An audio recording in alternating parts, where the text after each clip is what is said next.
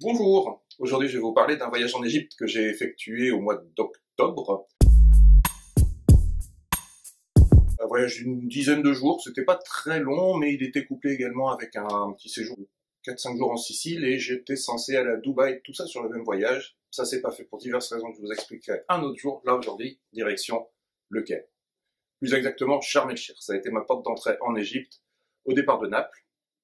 Et le retour s'est fait de Sharm el-Sheikh également vers Venise. Ça paraît curieux, mais du coup, billet d'avion, aller-retour, 130 euros. Et c'est trouvé moins cher au départ de Paris, ça sera sur le Caire, mais c'est pas très pratique. Bref, arrivé à Sharm el-Sheikh, ni fait ni à faire, sauf si vous aimez les stations balnéaires, avec les hôtels les uns à côté des autres, vous pouvez pas en sortir.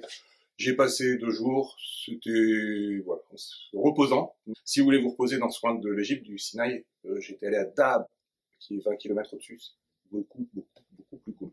De Sharm el-Sheikh, un petit coup d'avion pour aller à Aswan. Aswan, c'est tout au sud du pays, c'est la Nubie, qui est une partie de l'Égypte qu'on retrouve également sur le Soudan. C'est d'ailleurs la porte d'entrée magnifique pour aller au Soudan, puisqu'il y a un consulat qui vous donne le visa en 24 heures. C'est également la porte d'entrée d'Abou Simbel, ces statues qu'on avait remontées dans les années 50 pour construire le barrage Nasser. J'y suis pas allé, c'est assez loin et assez cher. Mais c'est vraiment, si vous y allez pour la première fois, il faut absolument y aller. J'y suis retourné parce que j'avais adoré cette ville il y a plusieurs années, j'avais adoré les marches le long du Nil que l'on fait, il y a une corniche qui fait 7-8 km de long, on y retrouve toute l'Égypte. C'est un plaisir de s'y balader dans tous les sens. Et je voulais aussi, le but du jeu, c'était de remonter d'Aswan jusqu'au Caire en train. 2 jours, chose que je n'avais jamais fait, c'est mon 7e voyage en Égypte. J'avais jamais remonté le Nil du sud au nord, et je voulais vraiment le faire. Donc, partir d'Aswan, je suis allé me poser à Luxor, ensuite 2 jours. C'est une catastrophe, cette ville. C'est magnifique. Il y a le temple de Karnak, qui est une merveille d'architecture égyptienne. Il y a le temple qu'on trouve en centre-ville, qui doit s'appeler le temple de Luxor d'ailleurs, qui est pareil, magnifique, mais il faut y aller à 6 heures du matin. Parce que sinon, après, c'est les rabatteurs toute la journée. Mais toute la journée, on vous demande si vous voulez pas un taxi, si vous voulez pas un guide, si vous voulez pas ceci, si vous voulez pas cela. C'est sans arrêt, sans arrêt. C'est insupportable. Mais bon, c'est un voyage en Égypte, on se doit d'aller à Luxor, mais restez calfeutrés et levez-vous à 6 heures du matin. Meilleur conseil que j'ai à vous donner. Donc ensuite, le train là par contre, c'est toute la journée pour remonter au Caire. On y découvre vraiment l'Égypte profonde, on croise, il y a beaucoup de champs, beaucoup de villageois. On sait que le Nil apporte, je crois, 90% des ressources agricoles de l'Égypte, en particulier dans son delta, mais aussi tout le long. Beaucoup de villages, beaucoup de paysages assez différents aussi. Je m'attendais à ce que ce soit super plat au bord du Nil. Bah non, il y a beaucoup de collines, beaucoup de petites montagnes en tout cas, et c'est un voyage très agréable à faire, donc 2 jours. Beaucoup de gens le font de nuit pour gagner une nuit d'hôtel et gagner du temps.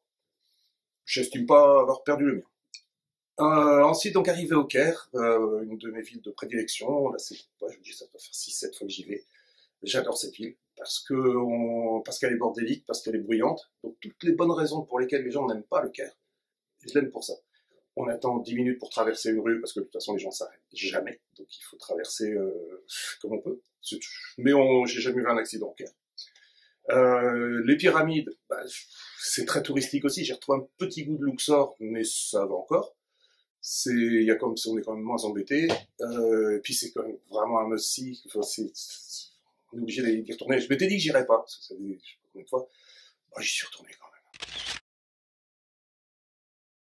Ce que j'aime beaucoup au Caire, c'est ce qu'on appelle le Caire islamique. C'est rempli de mosquées, de madrasas, le Khan al-Khalili, c'est vraiment le marché central, assez touristique aussi, mais il n'y a que cette partie-là qui est touristique. Le reste, vous vous perdez dans des dédales de petites rues.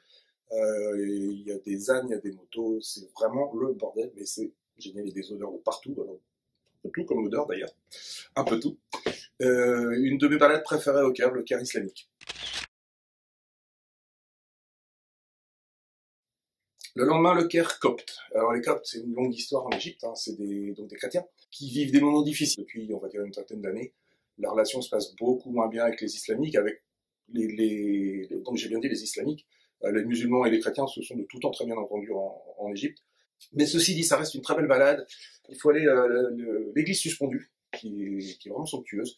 Il y a un très très beau musée aussi, une toute petite porte, on a l'impression qu'il n'y a rien derrière, on y passe facilement 2 heures.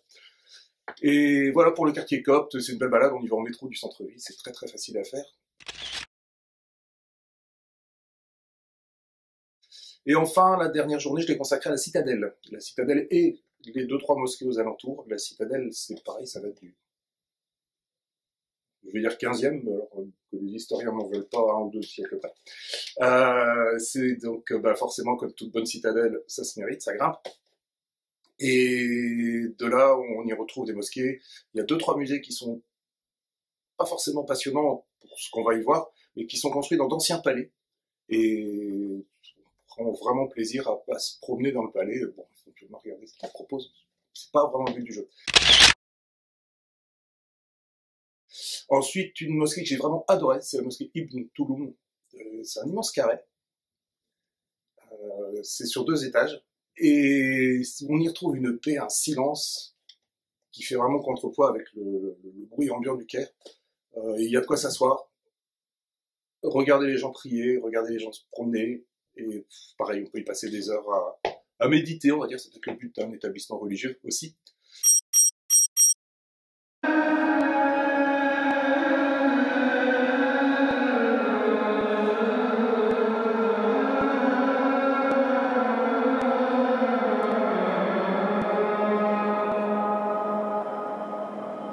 Donc voilà, je vous conseille la mosquée Ibn Touloum. De là, petit trajet en bus pour repartir à Sharm el-Sheikh. De là, retour sur Venise. Venise qu'on verra très rapidement par quelques photos par la suite. Et, encore une fois pour des raisons de billets. Puis bon, passer une nuit à Venise, c'était pas non plus le pire moyen de rentrer en Europe. Voilà pour ce voyage en Égypte. Donc pour ce voyage, je suis parti avec le routard, qui a fait le boulot, toujours ce petit truc à resto, les horaires d'ouverture, les plans, les bonnes petites adresses, pas forcément de resto, mais aussi de choses à voir, intéressant. Petit problème sur l'Égypte, il faut l'avouer, maintenant il n'y a plus que 2-3 guides, il y a quelques années, enfin 10-15 ans, quand on a commencé la librairie, on était à 7 ou 8. Malheureusement, les gens vont très peu en Égypte, même en dehors du Covid. Mais je vous conseille, encore une fois, le routard. Le Grand Café du Nil, un roman qui vient de sortir et qui a pour décor l'Égypte contemporaine, ce qui est intéressant parce que la plupart des romans ou se déroulent dans l'Égypte du début du siècle ou dans l'Égypte pharaonique. Donc là, on a un photographe qui amende un faussaire, un antiquaire redoutable, un commissaire corrompu. C'est un récit de voyage, un roman qui se déroule au Caire et c'est assez intéressant. Pour terminer, une collection qu'on aime beaucoup, les nouvelles de chez Magellan. Bien évidemment, dans ce cadre ici, on est dans les nouvelles d'Égypte. Particularité, ce sont donc des auteurs égyptiens qui écrivent, ou des auteurs du pays pour les autres pays. Et ça vous donne une très bonne description du pays que vous allez visiter. Chez Magellan, les nouvelles.